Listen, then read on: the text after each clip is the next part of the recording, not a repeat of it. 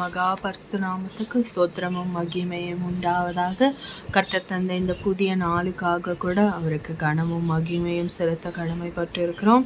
இந்த நாளில் கூட விசேஷ விதமாய் இங்கே பார்க்கக்கூடிய இந்த தலைப்பின் பிரகாரம் 12 சீஷர்களை குறித்து நம்ம தியானிக்க ஆரம்பிக்க போகிறோம்.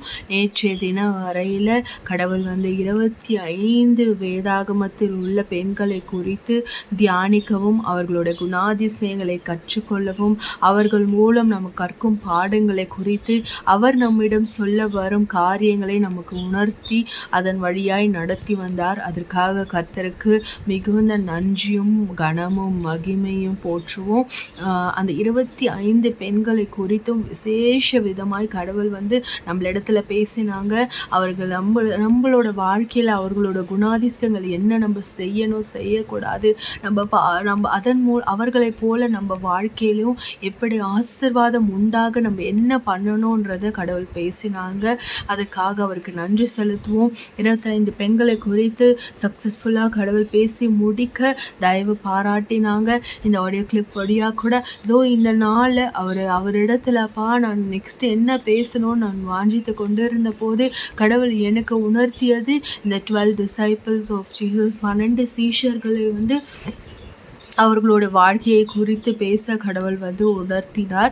அதன் பிரகாரம் நம்ம நாளைய தினத்திலிருந்து கூட ஒரு சீஷர்களாய் ஒரு டிசைபிளை பற்றி நம்ம பேச தியானிக்க தொடங்கலாம். அதன் மூலம் அவர்கள் வாழ்க்கை மூலம் கடவுள் நம்மளுக்கு தரக்கூடிய அந்த ஞானத்தை நம்ம பெற்றுக்கொண்டு அதன்படி நடக்கவும் கடவுள் நம்மளுக்கு வழி செய்வார் என்று நம்ம விசுவாசிப்போம். இன்றைய நாளை கூட ஜஸ்ட் ஒரு ப்ரீஃப் இன்ட்ரடக்ஷன் தான் நான் இந்த டிசைபிள்ஸை குறித்து பேச போகிறேன். இயேசு கிறிஸ்துவானவர் எப்படி அவருடைய சீஷர்களை அவர்கள் தேர்ந்தெடுத்தார் என்பதை குறித்து தான் நான் பார்க்க போகிறேன். இன்றைய தினத்தில் பேச போகிறோம். நாளைய தினத்திலிருந்து ஒரு சீஷர்களை குறித்து நம்ம தியானிக்க ஆரம்பிப்போம். இந்த 12 சீஷர்கள் நமக்கு தெரிந்தவர்கள். இந்த லூக்கா 6ஆம் அதிகாரம் 12 15 வசனங்கள் வரை அதை குறிப்பிடப்பட்டுள்ளது. ஸோ அதன் பிரகாரம் நம்ம ஒரு சீஷர்களை குறித்து தியானிக்க ஆரம்பிப்போம் நாளைய தினத்திலிருந்து. இன்று இயேசு சீடர்களை தேர்ந்தெடுத்த விதம் பார்க்க போகிறோம். அந்த விதம் மிகவும் தனித்துவமானதாக இருந்தது. அக்கால வழக்கப்படி மாணவர்கள் ஒரு குருவை தேடி செல்வார்கள். ஆனால் இயேசுவோ தாமே முன்வந்து தமக்கு தேவையானவர்களை அழைத்தார். நம்ம தேவன் அப்படிப்பட்ட தேவன். அன்று மட்டுமல்ல, இன்று வரையிலும் அவரே முன்வந்து தான் நம்ம ஒருவரையும் ரட்சிக்க கிருபை பாராட்டுகிறார். நம்ம ஒருவரையும் தேடி தொலைந்த ஆடுகளை தேடி வருவது போல நம்மளை தேடி வந்தார். அதே போலதான் சீஷர்களையும் அவரா தானா முன் தன்னுடைய சீடர்களை தேர்ந்தெடுத்தார் என்பது குறிப்பிடத்தக்கது. முழு இரவு ஜெபம். 12 சீடர்களை அதிகாரப்பூர்வமாக தேர்ந்தெடுத்த பிறகு இயேசு ஒரு மலைக்கு சென்று இரவு முழுவதும் வேண்டினார் என்று பார்க்கப்படுகிறது. நேரடி அழைப்பு. என்னை பின்பற்றி வாருங்கள் என்று நேரடியாக அவர்களை அழைத்தார். எடுத்துக்காட்டாக பேதுரு மற்றும் அந்திரியா மீன் பிடித்து கொண்டிருந்த பொழுது அவர்களை தமக்கு பின்னே வருமாறு அழைத்தார். இதில் மோஸ்ட் ஆஃப் த டிசைபிள்ஸ் நம்ம பார்க்கும்போது அவர் நேரடியாக சென்று என்னை பின்பற்றுங்கள் என்று அழைத்தார். அவருக்கு பிதாவானவர் உணர்த்தின போது யார் உங்களோட சீடர்கள். தினம் அவர் எத்தனையோ பேரை சந்திச்சாரு, எத்தனையோ பேருக்கு நற்செய்திகளை அழித்தாரு, சுகத்தை கொடுத்தாரு. ஆனாலும் இந்த செலக்டடாக இந்த 12 சீஷர்களை அவர் தானே முன் சென்று அதை அவர்களை தேர்ந்தெடுத்ததற்கு பிதாவானவர் அவருக்கு அருளிய ஞானத்தினால அவர் உணர்த்தியவர்களை அவரே தாமாய் முன் தன்னை பின்பற்றுமாறியாக நேரடியாக அவர் அறிவித்தார். அதன்படிதான் அவர்களும் அவர்களை பின்பற்றினார். மற்றும் பல்வேறு பின்னணிகள் இயேசு தமக்காக மிகவும் சாதாரணமானவர்களை தேர்ந்தெடுத்தார். அவர்களில் மீன் பிடிப்பவர்கள், வரி வசூலிப்பவர்கள் மற்றும் சாதாரண தொழிலாளிகள் இருந்தார். இதில் மேக்சிமம் ஆஃப் இந்த டிசைபிள் பார்த்தோன்னா மீன் பிடிக்கிறவங்களாக தான் இருப்பாங்க. ஸோ இந்த மீன் பிடிக்கிறவங்க எளிமையாக இருக்கிறவங்க, அந்த மாதிரி தொழில் அந்த மாதிரி மக்களை தான், அந்த மாதிரி சீடர்களை தான் தேவன் தேர்ந்தெடுத்தார். இதில் மிகவும் ஒரு 80% வந்து நம்ம பார்த்தோம்னா மீன் பிடிக்கிறவர்களை தான் கடவுள் வந்து தேர்ந்தெடுத்தார் அந்த காலத்தில். ஸோ இதில் எத்தனை பேரில் இருந்து தேர்ந்தெடுக்கப்பட்டார்? நம்மளுக்கு தெரியும் 12 சீஷர்கள். ஆனால் இவர்களெல்லாம் எத்தனை பேரில் இருந்து தேர்ந்தெடுக்கப்பட்டார்கள் தெரியுமா? ஒரு ஆய்வு சொல்லுகிறது 12 அப்போஸ்தலர்கள் வந்து இயேசு தம்மை பின்பற்றிய ஏராளமான சீடர்கள் இருந்து 12 பேரை மட்டும் தனித்துவமாக வந்து தேர்ந்தெடுத்தார். அவர்களுக்கு அப்போஸ்தலர் என்று பெயரிட்டார். பின்பற்றவர்கள் வந்து 12 சீடர்கள் மற்றும் இருந்ததாக கருதப்பட்டாலும் உண்மையில் வந்து பல சீடர்கள் வந்து இருந்தனர். ஆனால் வந்து இந்த 12 பேரை தான் கடவுள் வந்து அப்போஸ்தலர்களாக, தன்னுடைய டிசைபிளாக, சீஷர்களாக வந்து வேதாகமத்தில் வந்து குறிப்பிடப்பட்டுள்ளது. ஆனால் அவரை பின்பற்றிய பல சீஷர்கள் வந்து நம்மளால் காணப்பட முடிகிறது. நம்ம வந்து பெண்களை குறித்து ஆராய்ந்து பார்க்கும் போது கூட பெண் சீஷர்கள் இருந்தவாறு கூட நம்மளால் பார்க்க முடிகிறது. ஆனால் வந்து அவர்களால் சீஷர்களாக இருந்தாலும் கடவுளால் வந்து அப்போஸ்தலராக, இந்த 12 அப்போஸ்தலராக வந்து நிர்ணயிக்கப்பட்டவங்க வந்து இவர்கள் தான் என்று பார்க்க முடிகிறது. பிரிஸ்கிலாவை பார்க்கும்போது அவரையும் வந்து வேதாகமம் வந்து பெண் சீடராக தான் வந்து குறிப்பிடுகிறது. ஆனால் வந்து இந்த 12 அப்போஸ்தலர் சீடர்கள் வந்து பார்க்கும்போது இவர்கள் 12 பேரை மட்டும்தான் வேதாகமத்தில் வந்து குறிப்பிடப்பட்டுள்ளது. அந்த கடவுளால் நிர்ணயிக்கப்பட்ட, இயேசுவால் நிர்ணயிக்கப்பட்டவர்களும் தேர்ந்தெடுக்கப்பட்டவர்களுமே இந்த 12 சீஷர்கள் தான். மேலும் வந்து சில ஆய்வுகள் நம்ம பார்க்கும்போது லூக்கா நற்செய்தியின்படி இயேசு தமக்கு முன்னதாக செல்லும் 70 சீடர்களை வந்து நியமித்து அனுப்பினாராம். 120 பேர் வந்து பார்க்கும்போது இயேசுவின் பரமேற்றத்திற்கு பிறகு மேல் அறையில் சுமார் 120 சீடர்கள் கூடியிருந்ததாக வேதாகமும் கூறுகிறது. 500 பேர் வந்து உயிர்த்தெழுந்த இயேசு ஒரே நேரத்தில் 500க்கும் மேற்பட்ட சகோதரருக்கு தரிசனமானாராம். அவர்களும் அவருடைய சீடர்களாகவே கருதப்படுகிறார். இதெல்லாம் வந்து ஜஸ்ட் ஆய்வு, இந்த பைபிள் ஸ்டடி பண்ணுறவங்க, இந்த ஆய்வு பண்ணுறவங்க வந்து இதை வந்து குறிப்பிடுகிறாங்க. ஆனால் நமக்கு கொடுக்கப்பட்டது இந்த 12 சீஷர்கள் தான். இவர்கள் தான் அப்போஸ்தலர்கள், இந்த டிசைபிள்ஸ். அப்போஸ்தலர்கள் வந்து இவர்கள் 12 பேர்கள் தான். மீதி இந்த 70 பேர் 120 பேர்லாம் ஒரு இதில் 70 பேர் அவங்கள வந்து சீடர்களாக அவர்கள் வந்து அவரை சீடர்களாய் பின்பற்றினார்கள். இந்த 120 பேரும் வந்து அவர் இறப்பிற்கு பின்பு, அவர் பரமண்டலத்திற்கு போன பின்பு வந்து கூடியிருந்து வேதாகமத்தில் கூறினார்கள். 500 பேர் வந்து அவர் உயிர் தெழுந்ததை காண்டு தரிசனமாகின பின்பு அவர்கள் வந்து சீடர்களாக கருதப்பட்டனர். இதெல்லாம் வந்து ஜஸ்ட் வந்து அவர்களே சீடர்களாக எடுத்துக்கொண்டு பின்பற்ற ஆரம்பித்தார்கள். நம்ம வந்து யாரை வேணும் வந்து நம்ம யாருனாலும் இப்போ நம்மளுமே வந்து அவரோட சீடர்களாக வந்து அவரை பின்பற்ற முடியும். ஆனால் அவருடைய அப்போஸ்தலராக அவர் தேர்ந்தெடுக்கப்பட்ட சீஷர்களான இந்த 12 பேர் மாத்திரம்தான். இயேசுவால வந்து தேர்ந்தெடுக்கப்பட்டவர்கள் இந்த 12 பேர்கள் மாத்திரம். அவர் வந்து நற்செய்தி அளித்தார். ஒவ்வொரு நாளும் ஆயிரக்கணக்கான பேருக்கு நற்செய்தி அளித்தார். அதில் பல ஆயிரம் பேர்கள் வந்து அவருக்கு வந்து சீடராக மாறி இருக்கக்கூடும், அவரை பின்பற்றி இருக்கக்கூடும். ஆனால் அவர்கள் எல்லாருமே வந்து அப்போஸ்தலராக கருதப்படவில்லை. அவர்கள் எல்லாருமே வந்து தேவனால அழைக்கப்பட்டவர்கள் இல்லை. அவர்கள் பின்பற்றினார்களே தவிர தேவன் தேர்ந்தெடுத்த இந்த 12 பேர் மாத்திரம்தான் அப்போஸ்தலராக கருதப்பட்டார்கள். இவர்கள் 12 பேர்கள் மாத்திரம்தான் சீஷர்களாகவும் அப்போஸ்தலராகவும் கருதப்பட்டார்கள். ஸோ இயேசுவை வந்து திரளான மக்கள் பின்பற்றினாலும் அவர் பல நூற்றுக்கணக்கான சீடர்களில் தமக்கு மிக நெருக்கமாக இருக்கவும் தன்னுடைய நற்செய்திகளை பரப்பவும் இந்த 12 பேரை தனித்துவமாக தேர்ந்தெடுக்கப்பட்டார். இதை நம்ம பார்த்தோம். அவருக்கு பல லட்சம் பேர் அவர் வந்து சந்தித்தாலும், அவர் தினம் எத்தனையோ பேரை சந்தித்து எத்தனையோ பேர் நற்செய்தி வழங்கினாலும் பலர் வந்து தங்களை வந்து சீடர்களாக அவரை பின்பற்ற விரும்பி பின்பற்றினாலும் தேவன் பிதாவானவருடைய அவர் அளித்த கட்டளையின்படி அவர் அளித்த ஞானத்தின்படி தன்னுடைய நற்செய்தியை பரப்பவும் இல்லை அவர் கூட நெருக்கமாக இருக்கவும் இந்த 12 சீஷர்களை மாத்திரம்தான் அப்போஸ்தலர்களை மாத்திரம்தான் இயேசுவானவர் தேர்ந்தெடுத்தார். ஸோ இதுதான் இந்த 12 சீஷர்களை தான் நம்ம இங்கே பார்த்துட்ருக்கோம். முதலாவது பார்த்தோன்னா பீட்டர், சீமோன் பேதுரு, இரண்டாவதாக அந்திரேயா, மூன்றாவதாக ஜேம்ஸ் யாக்கோபு, நான்காவது ஜான் யோவான், அஞ்சாவது பிலிப்பு, ஆறாவது பர்த்தலோமியோ, ஏழாவதாக தாமஸ் தோமா, மேத்யூ மத்தேயு, எட்டாவதாக, ஒன்பதாவதாக ஜேம்ஸ் யாக்கோபு, பத்தாவதாக ததையு, 11ஆவதாக சைமன் சீமோன், கடைசி 12ஆவதாக ஜூடாஸ் இஸ்காரியட், அது யூதாஸ் காரியோத். ஸோ இந்த 12 சீடர்கள் தான் கடவுளால் நிர்ணயிக்கப்பட்ட சீடர்கள். அவரால் தன்னுடைய நற்செய்தியை பரப்பவும் தன்னிடம் நெருக்கமாக இருக்கவும் தேவனால் தேர்ந்தெடுக்கப்பட்டவர்கள் இந்த 12 சீடர்கள்.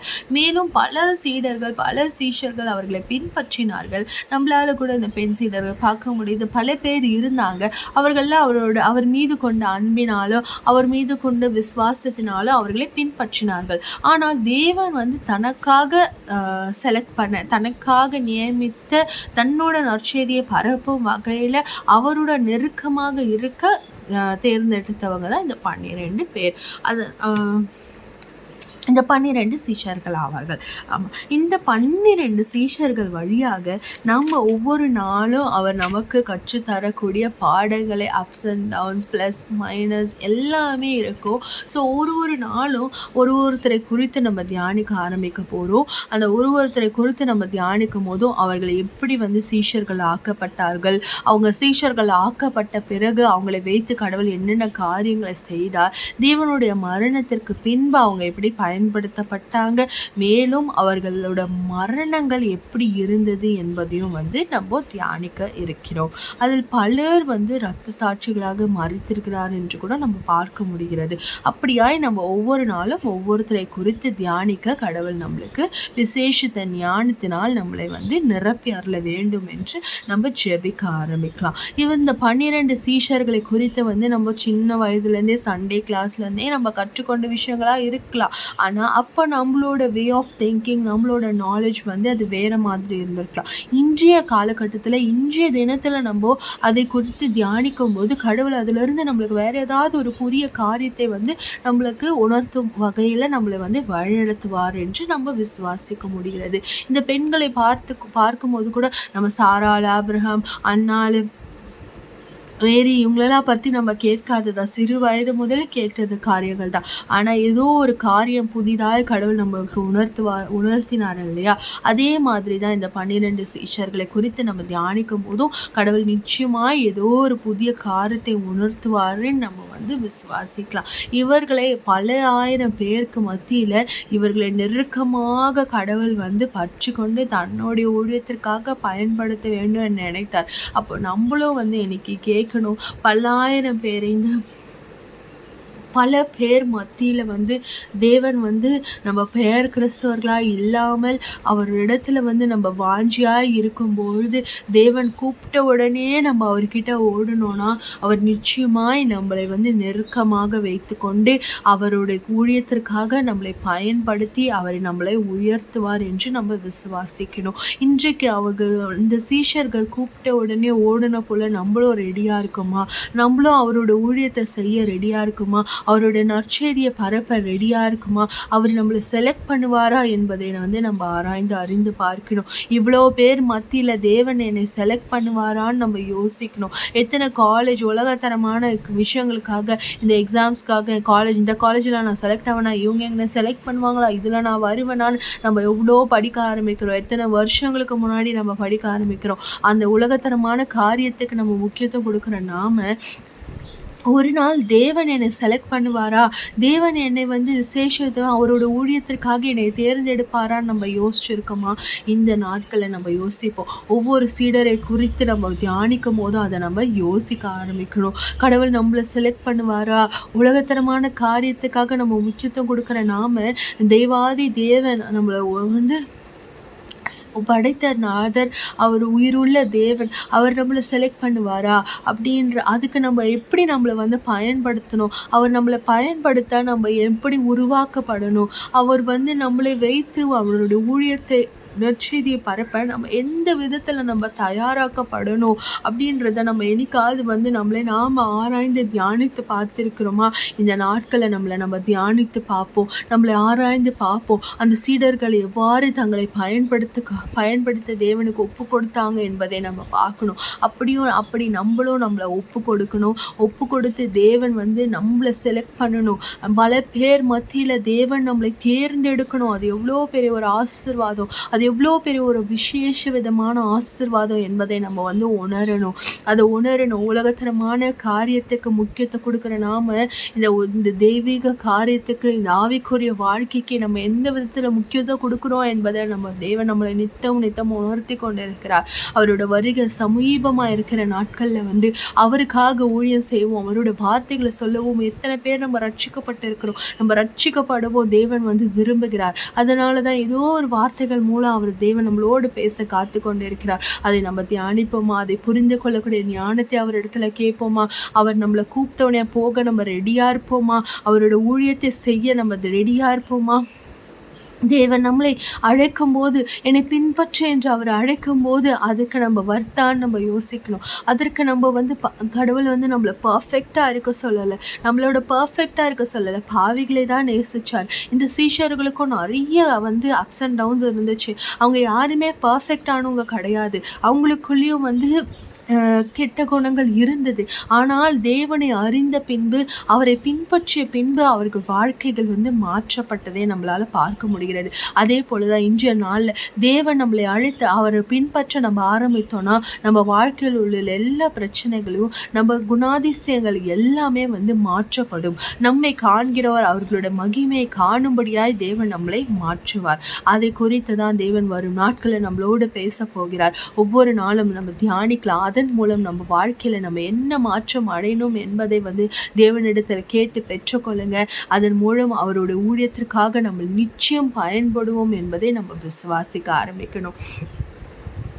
ஸோ நாளைய தினத்திலிருந்து கூட ஒவ்வொரு சீஷர்களை குறித்து நம்ம தியானிப்போம். அதற்காக ஜெபிங்க.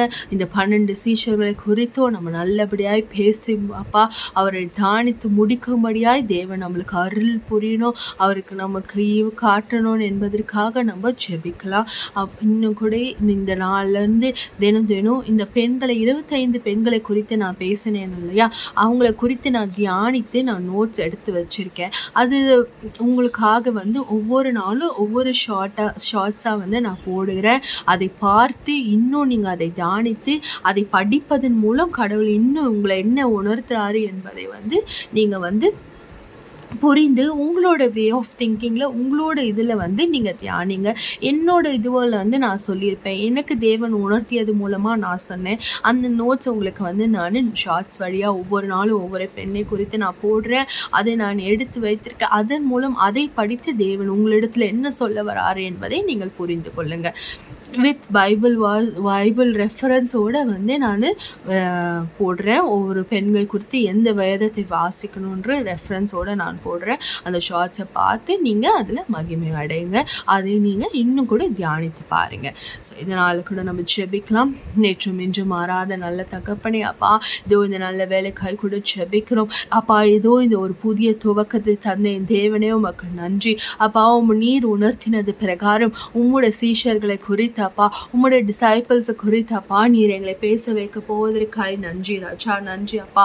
இதோ நாளை தினத்திலிருந்து கூட அப்பா நாங்கள் ஒவ்வொருத்தரையும் ஒவ்வொன்றையும் குறித்து தியானிக்கும் போதும் என் தேவன் நீர் எங்களுக்கு என்ன உணர்த்துறீங்க, நீங்கள் என்ன எங்களுக்கு சொல்லி கொடுக்குறீங்க என்பதை நாங்கள் உணர்ந்து கொள்ளும்படியான ஞானத்தை நீர் எங்களுக்கு தந்தரல வேண்டுமா ஜெபிக்கிறோம். 25 பெண்களை குறித்தும் அவர்கள் குணாதிசயங்களை குறித்தும் எங்களுக்கு உணர்த்திய தேவன், இனி வரும் நாட்களில் உங்களுடைய சீஷர்களை குறித்த குணாதிசயங்களை குறித்தும் அவர்கள் வாழ்க்கையிலிருந்து நாங்கள் கற்றுக்கொள்ளக்கூடிய பாடங்களை குறித்தும் நீர் எங்களுக்கு உணர்த்த வேண்டுமாய் கூட ஜெபிக்கிறோம். அப்பா, இது ஒருபோதும் தடைபடாதபடி என் தேவன் இதன் மூலம் யாரோ ஒரு சிலர் அப்பா, யாரோ ஒருவர் இதை பார்க்கும் அனைவரும் அப்பா ரட்சிக்கப்படவும், இதை பார்க்கிற அனைவரும் இதனால ஏதோ ஒரு பிரயோஜனம் அடையும்படியாய் என் தேவன் நீர் இந்த ஈவை கொடுத்ததற்காய் நன்றி. இதன் மூலம் அப்பா உம்முடைய நாமம் மகிமைப்படட்டும். அப்பா, வேற ஒன்றும் எங்களுக்கு வேணாப்பா, இதன் மூலம் உம்முடைய நாமம் மாத்திரம் மகிமைப்படட்டும். உம்முடைய அப்பா ராஜா அப்பா, நீர் உம்முட வார்த்தைகள் மாத்திரம் எங்கள் காதுகளில் துணிக்கப்படட்டும். இதன் மூலம் அப்பா நாங்கள் ஒவ்வொருத்தரும் ரட்சிக்கப்படவும், உம்முட நாமத்தை மகிமையை அப்பா பிறர்கள் கண்களுக்கு சாட்சிகளாக எடுத்துக்கொண்டு போக கிருபை பாராட்டுங்கப்பா. நீர் எங்களுக்கு சொல்ல வருவதை புரிந்து கொள்ளக்கூடிய ஆவிக்குரிய ஞானத்தை நீர் எங்களுக்கு கற்றுத்தந்து வழி நடத்துங்க தகப்பனே. அப்பா, நாளை தினத்திலேருந்து துவங்க போகிற இந்த காரியத்துக்காக கூட கரத்தில் படைக்கிறேன் அப்பா.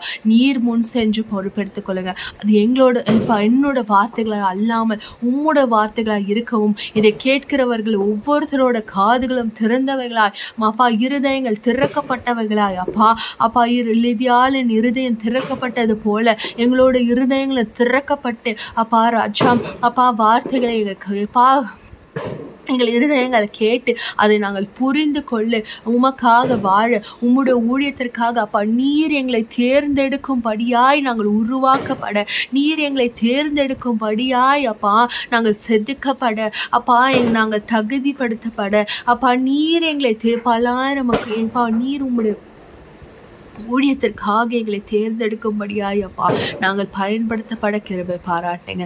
நீர் எங்களோட இருங்க, வழிநடத்துங்க, ஆசீர்வதிங்க, பலப்படுத்துங்க. இந்த புதிய துவக்கத்தை என்னாத உம்மை முன்வைத்து நாங்கள் வழி நடத்துகிறோம். நீரே பொறுப்பெடுத்து கொண்டு அப்பா இதை சகலத்தையும் செய்ய வல்லவராயிருக்கிற என் தேவன் இதை நேர்த்தியும் சிறப்புமாய் சீருமாய் செய்து முடிக்கும்படியாய் நீர் எங்களோடு வாங்க. உங்களுடைய ஞானத்தினால் எங்களை நிரப்பி, உம்முடைய காருண்யத்தினால் எங்களை வழி நடத்தி அருள வேண்டுமாய் ஜெபிக்கிறோம். நேற்றும் இன்றும் மாறாத நல்ல தகப்பனே அப்பா, ஜெபத்தை ஏறெடுக்கிறோம் அப்பா, இயேசுவின் நாமத்தினாலே ஜெபிக்கிறோம் அப்பா. நீரே இதை பொறுப்பெடுத்துக் கொள்ளுங்க, வழி நடத்துங்க, ஆசீர்வதிங்க, பலப்படுத்துங்க. என் மீட்பர் ரட்சகருமாக இயேசு கிறிஸ்து மூலம் ஜெப கேளும் என் ஜீவன் நல்ல தகப்பனே. ஆமென், ஆமென்.